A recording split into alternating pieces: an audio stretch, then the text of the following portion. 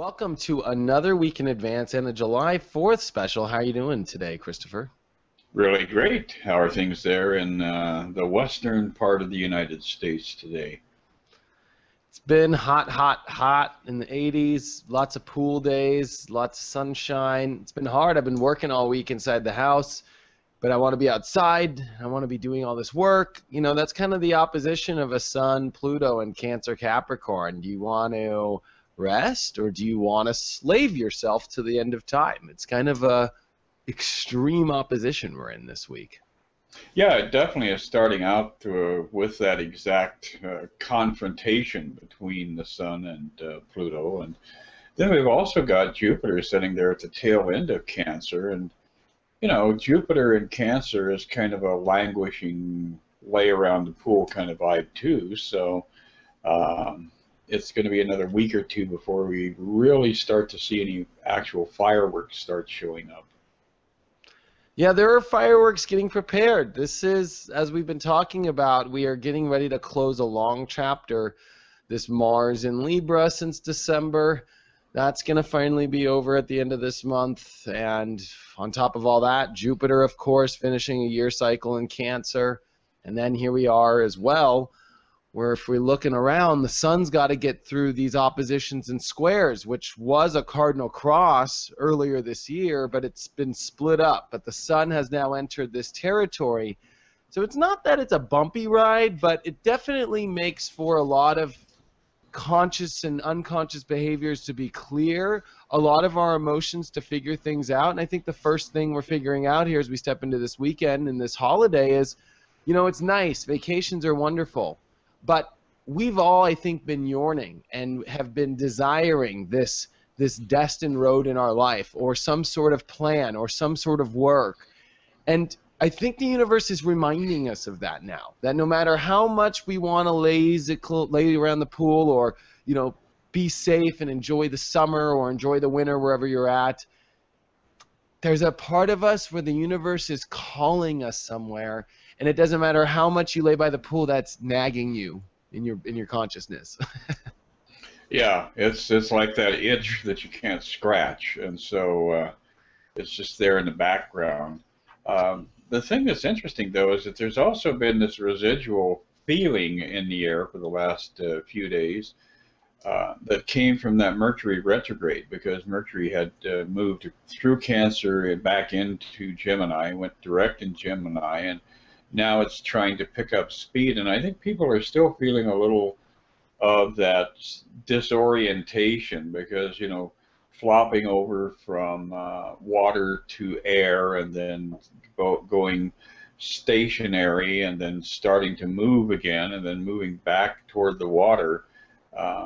It seems like this has been kind of a twitchy Mercury retrograde cycle, and now we're just beginning to feel like we're moving back into that next stage of advancing with communications and advancing with things that were kind of offline for, you know, that 3.5, 4 week period there when Mercury was doing its backward dance. Yeah, and it was on top of other things offline. I mean, Mars still is in a shadow period. It hasn't come out of a retrograde shadow yet. So, and it's in the sign of Libra, which, you know, it's not the strongest placement for Mars. And then just if you look around, especially, you know, Neptune went retrograde, Chiron went retrograde. There's been so many levers pulled. And I think the Mercury retrograde came at a right time, although maybe you could have been frustrated over these last 3 weeks of things really kind of not going anywhere. The truth is like it wasn't the time. It's almost like we're blessed that the Mercury retrograde is over and we get to pick up speed with things in life, with all the planets are going to kind of turn on at the same time. Mercury's going to come out of its shadow here in the next couple weeks, you know, and be really blazing through Cancer. We're going to have Mars come out of its shadow in the next couple weeks, blaze to the end of Libra and come into Scorpio. We're going to have Jupiter switch into Leo here. So this is extreme times coming, extreme shifts. I'd be prepared. It's a lot like a last-minute preparation time in our life and a lot to ponder, lots of last questions, this reminder of the work. And because when it hits, it's going to be a NASA spaceship. When this Sun-Jupiter new moon happens in Leo, conjunct Jupiter, square Mars and Scorpio at the end of this month, I hope people are ready. It's going to be a roller coaster. It's going to be a rocket ship too. So I think it's going to be a lot of fun because I think that Jupiter is, you know, very fun-loving. It's a fun-natured energy. The other thing I'm looking at right now and pondering is this interesting interaction between Venus and Mars, both in air signs. And, you know, Mars is not real unhappy in an air sign, but Venus tends to be feeling a little bit frustrated there. And we've got the moon that is going to be moving through Libra and kind of adding to the energy there of that Venus-Mars interaction. But both of these planets are, you know, they're going to be advancing through the tail end of air signs and then eventually flipping over into kind of an interesting watery domain. So right now I think that we need to work on our understandings, our intellectualizing things, thinking about things, especially in that dynamic of relationships, because when Mars and Venus are both traveling, you know, in Scorpio and Cancer, and Mercury is going to be in Cancer also, I think we're going to see a lot of deep emotions that have been kind of withheld once again start to come to the surface. And you know, eventually it's all going to get into the stir with the activity of Saturn in Scorpio. So there could be with this, not necessarily the end of this week, but with the following week, with the coming full moon, there could be some real intense exchanges about, you know, he said, she said, I remember when you did this, that sort of thing. you're right. There's a lot of pot stirring still. You know, is it the right temperature yet? Is it the right taste? There's tasting still going on. There's that. I think Venus in Gemini, it doesn't do well because it doesn't sit in energy well. Venus loves to be in Taurus, where it goes, I like that car. But when it's in Gemini, it's like, well, I like that one, that one. Can we test drive about 5 or 6 of them today? The salesman just goes, ugh, I got to do all this stuff, and we're not even sure if we're going to pick it yet. And that's Venus in Gemini. And it's been making a very powerful inconjunct over to Pluto, which has been in this destiny spot, been in this energy of, you know, wanting to manifest this extreme goal. And that's a weird angle. There's so much to adjust, right? It's like, can we pick all these things? Can we taste everything? Is it all going to fit in tune with where we're going in our destiny? Then you're right. Mars in Libra is so intellectual, it might want to do the right thing.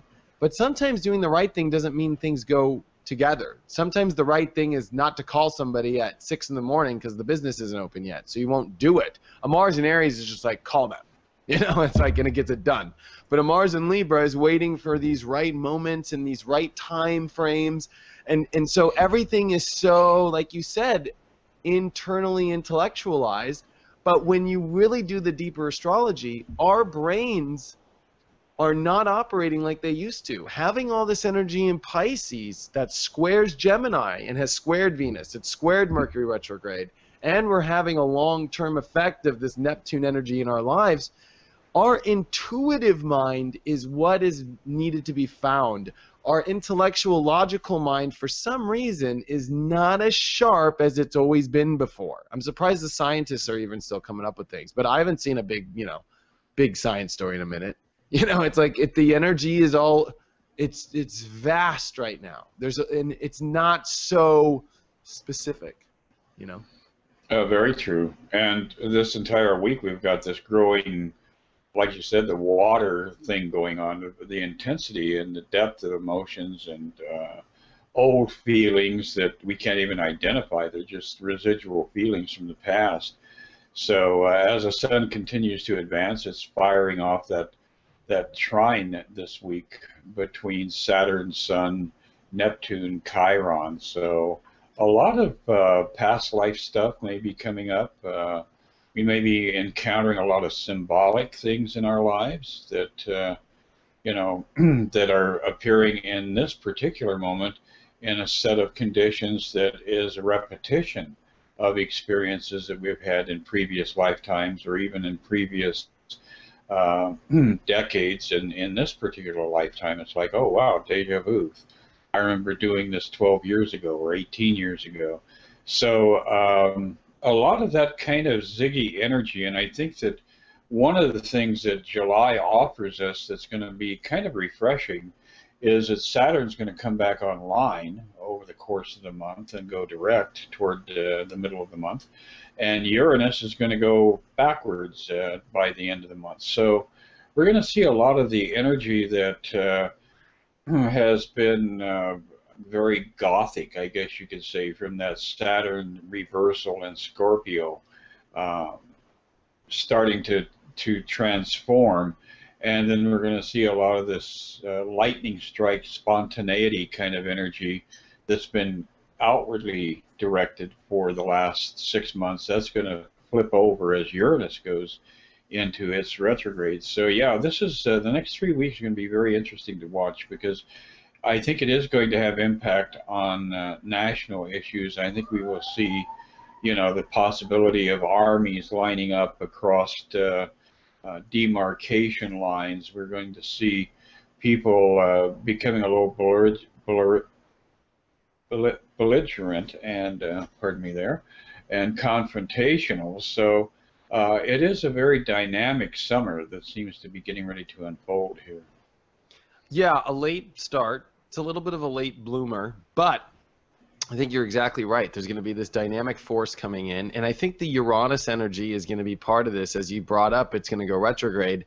It's also going to make a square with the sun this week, which can be a little weird, but I think what this is doing, since the sun is in Cancer and we do have Uranus in Aries, our courage, our strength, and even our identity can sometimes run into issues with our emotions of the past. And I think what we're doing is we're facing this new person we're becoming, this new road that's unveiled in our life, and how we need to make sure we don't let the past, we don't let our emotions, make this difficult to step into this new revolutionary path in our lives. So this could be a week where, sometimes the camel's back breaks and you have to face an issue that you haven't wanted to face. Maybe you've been still holding on to something emotional. Maybe you've been still holding on to a safety net. Maybe you're still afraid to move into this path. This is all while Uranus is making a perfect inconjunct to Saturn, which this has been happening for the last year, but this one is exact, and they're happening at stationary positions where they're both going to go direct retrograde at the same time.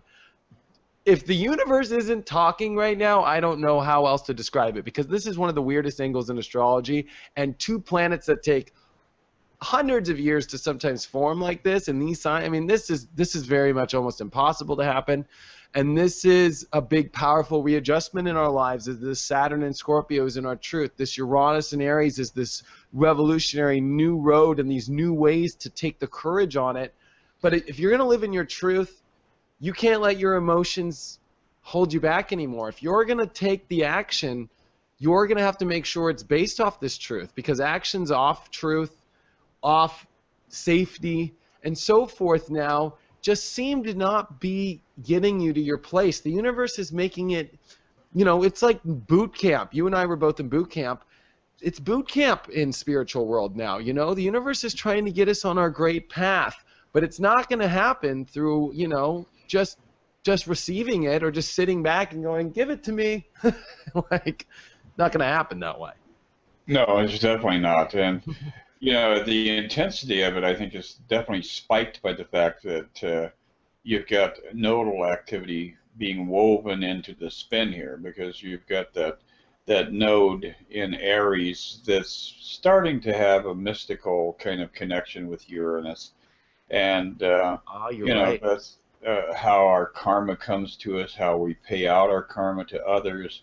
So yeah, the whole thing is very much steeped in that idea of spanning generations, spanning incarnations over multiple centuries, and resolving, these unfinished threads that we have been striving in some ways to acknowledge, and in other ways we've been trying to avoid them. So a very interesting period coming up. And I think that as we're watching this passage of the moon, as the moon is waxing to fullness. I think this next week is going to be a week when, again, people are going to be very energized because we'll be watching the moon, make its movement through a couple of different energy fields here, the Libra into the Scorpio, and then finally arriving in Sagittarius toward the end of next week. So these are all intense interactions, and the moon is definitely going to pull from the sun to the opposite side of the chart. So there's going to be a lot of intensity this coming week. It may even feel a bit like a full moon from like Monday, Tuesday forward for a lot of people. Yeah, I think you're right about this big waxing energy and how powerful this stuff is. But I think you brought up something very deep, which is this Uranus South Node energy, and how if we look back at the last time when Uranus was in Aries, it was in the 1920s, 1929, 30, 31, 32. That was the Great Depression. When it made its big square to Pluto in Cancer, not in Capricorn like we're having now. But this could be highlighting, especially as the sun is squaring the spot, and the sun will square the nodes in Aries for the first time in a long time, right? 18 years in Cancer like it's doing now. This could be unveiling a lot of that kind of depression energy in yourself of your need to survive, yet the need to kind of go out there and nobody's going to do it for you. Like you have to do it yourself. The government ain't going to help you. The government isn't not going to fix you. Like there was this whole like fend for yourself back then and survive. It's interesting now as we have a Pluto-Uranus square, which, by the way, we've been very lucky that these two planets have moved pretty far apart. They've been 4 degrees off, which is almost like a godsend because for the last 2 years we haven't been that far apart.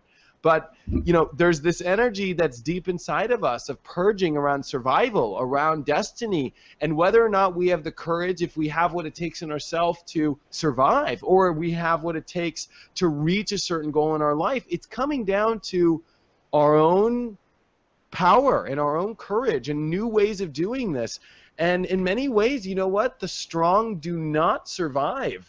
I mean, the strong do survive through this period. The weak don't do well, unfortunately. The astrology is not very suited for the weak, hence people are going crazy, about whether it's healthcare reform or anything. The universe is everybody's trying to make something, whether it's the president or to help the weak, to help people. But the truth is like that doesn't even save people, at the end of the day during this. You've got to find it within yourself, and I'm a big advocate of that, and that's You unveiled something that I think very deep that we are touching this week in a very conscious sense, or if you're just flying through life, this could be something you just oversee, Yeah, you step out of yourself and fail to recognize what's actually happening, and we definitely are working on recognizing our own true level of empowerment. So, as you were saying, those who are weak within our environment, within our society, etc., they are simply the ones who have not come to recognize their intimacy and their connectivity with divinity. And I think that when we see these edgy kind of energies, the challenges, the confrontations, the different images that come up in the mind's eye is all forcing people to look more deeply into their own identity and to identify within themselves a place where spirit resides within them, and then hopefully access that, embrace it, and move forward. And when we have these grand squares, it definitely, it's not only on the individual level and on the societal level, but really on the cosmic level. There's a part of all of our consciousness that still avoids taking on our own personal power. And so these different synergetic interactions like this are forcing us to get out of our smallness, to get out of our littleness, to get out of our ego base, and to transcend into a realm where we realize that the power that is supporting us and that we're moving with through the universe, just like the sun is moving you know, in that 360-degree cycle, we're seeing that expansion and growth going on within our individual as well as our collective consciousness. It's you're so right. This is deep stuff. Whether we could look at it a million ways now, and I think it's important for everybody to take a look at that, especially as we've been bringing up so much about what's about to hit here. If you look at why this has been a little stagnant and why we're stewing on so much, the universe wants to give you an opportunity to see how much you can go here with. You know, this is a big opportunity the universe is about to give us. Usually with extreme slow energy is going to come extreme powerful energy that follows that. And that's what we see here, is we see such a power punch from the universe that's getting ready to happen. So, and especially when it's dealing with Leo, which is the heart, which is the core of your being. Leo is the only sign represented by the sun, and the sun in astrology is our core. It is the projector of your soul. Are you going to project the right story here? You can project whatever you want. Leo gets whatever the hell it wants, trust me. But you know, it's like, so, woo!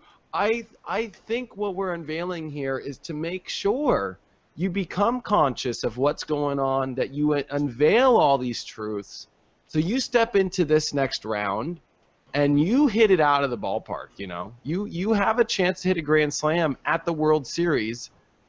You know, beat Kurt Gibson and hit the home run here. You know, because it's not like we're all coming to bat fully fresh. I think we all have had our wounds. I'm using a baseball analogy, but Kurt Gibson's home run in '88 is the biggest baseball event of all time. So it's like, you know, we've all got that same shot, no matter how much we've been wounded in what way, because Chiron and Pisces is going to be the weirdest, the most vast, the most spiritual, and the most sensitive wounds we have in our lives. And they're going to deal with very hidden aspects that we're going to have to unveil. And so I think this helps with starting us all to see that as we go hit these home runs. That you don't have to have been to the gym a million times and have steroids and eat the right power bar and eat and drink the right food and do all these things in life. And especially I think we're seeing that now in the world. There's this whole, you know, lifestyle revolution, and everybody's thinking that we have to physically do something in order to change our lives. Unfortunately, I think that's partly true, but I think that comes second. That the deeper work is, I know plenty of people in this town that are very clean, like energetically with their physical bodies, but their spirit is completely clouded and messed up and crap. So that doesn't mean anything. They might be eating a green juice in the morning, but the truth is that their whole entire soul journey is so off that that green juice is on the way as their whole life is collapsing. So it's like there is a deeper spiritual aspect going on right now, and this has been the period to find and unveil that. Yeah, it's like a backlash effect. And so, you know, all of the forces have been put into motion over the last 5 years, actually, that have illuminated these elements within our lives. And now we get kind of like a whip from the tail end of this energy. And within that, it's there's a scorpionic kind of vibe going on here. There is definitely that Saturn in Scorpio where the stinger is going to be there. And hopefully the venom that comes out of that stinger is going to be a stimulant to awaken people rather than to put them deeper into the coma. So yes, exciting and dynamic times. Shall we take a look at the cards? Let's do it up. Well, as we enter the week, we move into a very physical kind of weekend coming up here, I think. This is the Ace of Coins. And I think people are going to be feeling, you know, that Plutonian energy throughout the weekend. We have Sun-Pluto opposition going on to initiate the weekend. People are going to be somewhat hedonistic, I would say. And also a little bit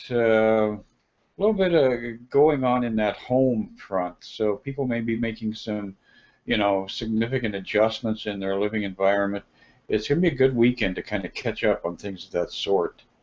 Then as we move out of the weekend, there's going to be a little bit of an inclination to remove yourself, to go to that place that you retreat to. So perhaps Sunday afternoon, Sunday evening, Monday, I think that people are going to want to step back and pause and reflect. And at the same time, I think there will be that natural instinct to realize, oh, this is my gift for the world. So, you know, as we see here with the hermit, he's holding up the lantern, and I think that if you pay attention, you'll get other people's insights that are being presented to you in the first part of the coming week. It's going to be a week of drudgery, though. After the 4th of July break, we'll have you know, people getting back into the work week, and it is going to be a somewhat intense work week. Again, you know, we've got that Mercury activity, and that also, as it kind of rushes out of that retrograde shadow and advances, then you're doing all the catch-up. So you may notice things in the office needing to be attended to immediately, all that sort of thing. Midweek, a little bit of a crisis, a spike in that where am I going kind of energy. You know, I know that I'm headed somewhere, but where the hell is it? So there'll be a little bit of ambiguity going on.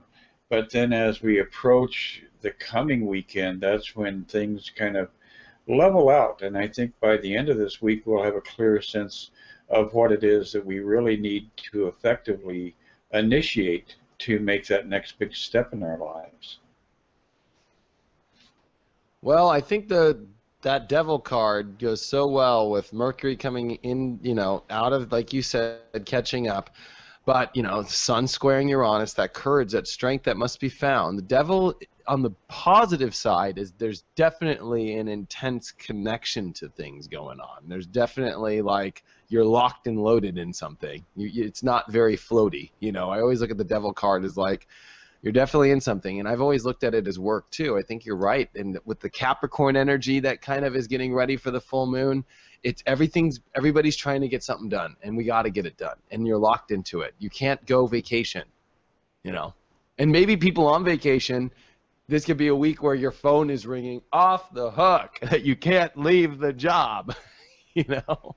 Yeah, it definitely is going to have that the chains of bondage, you know, and we see in most of the illustrations of the devil card, people are chained to conditions in their lives. So it is going to be a work kind of week, a work intensive week, and I think people are going to be feeling ready for the real breakaway weekend, not on the 4th of July weekend, but on the following weekend. That's when people are going to really going to get out there and do the serious party and dance by the light of the moon kind of thing.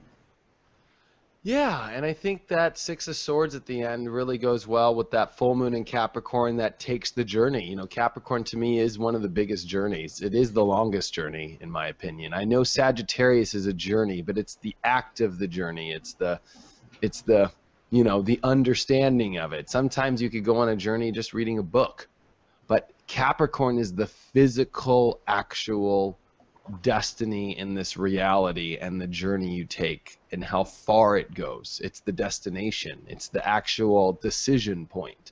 And I think we come to some powerful decision points, some powerful physical, actual journeys beginning, really powerful, including you. You're leaving to meet me out in Sedona on the full moon in Capricorn next week.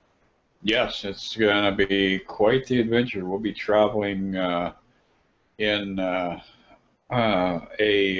Dodge minivan across the heartland of America and then down into the Southland and arrive in Sedona ready to open some vortexes that people haven't even discovered yet. So I think that's going to be perhaps the outcome of my July adventure, is the two of us finding the hidden vortex and pulling the plug on it and letting it flow.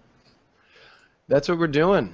I'm excited. I think we picked the best week. I mean, that July 17th through 21st, we're going to go through a Jupiter in Leo, a Uranus retrograde, a Saturn direct. I know I'm forgetting some other things in there, but it's going to be, Mars coming out of the shadow period and passing through and getting over the North Node, everything. It's going to be just overwhelming. So much going on. Yes, and I think the night skies are going to be especially interesting. I think we may see things in the heavens that perhaps have not been seen before, especially down in that region. Yeah, and we're coming during meteor shower Hmm.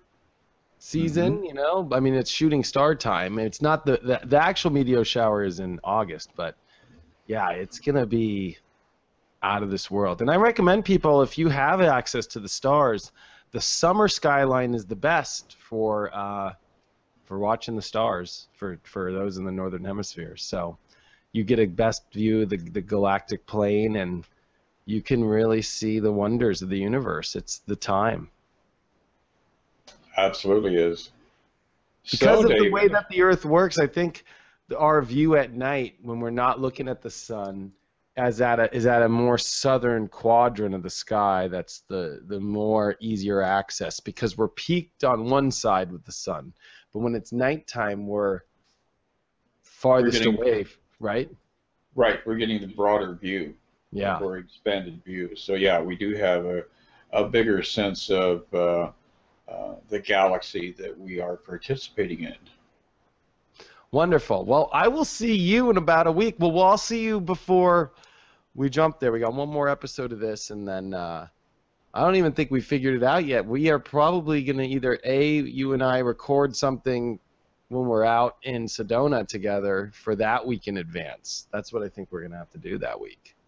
I think it's going to be really exciting because Yeah. we'll be doing something out in the desert with all the rattlesnakes and scorpions and the other interesting inhabitants of the Southwest. Yep. So I will see you next week, and then I'll see you even soon. And Leo says bye to you as well. I don't know if you see him, but yep. Yes, I noticed he was kind of doing his lay on his back and stretch and project Yeah, into He's ready for whatever other He's ready for Jupiter and Leo, but he's doing the Cancer thing till it happens. So. yeah, he's definitely a chill. So, all right. I will see you soon. Yes, you have a great week, David. You too, Chris. Bye.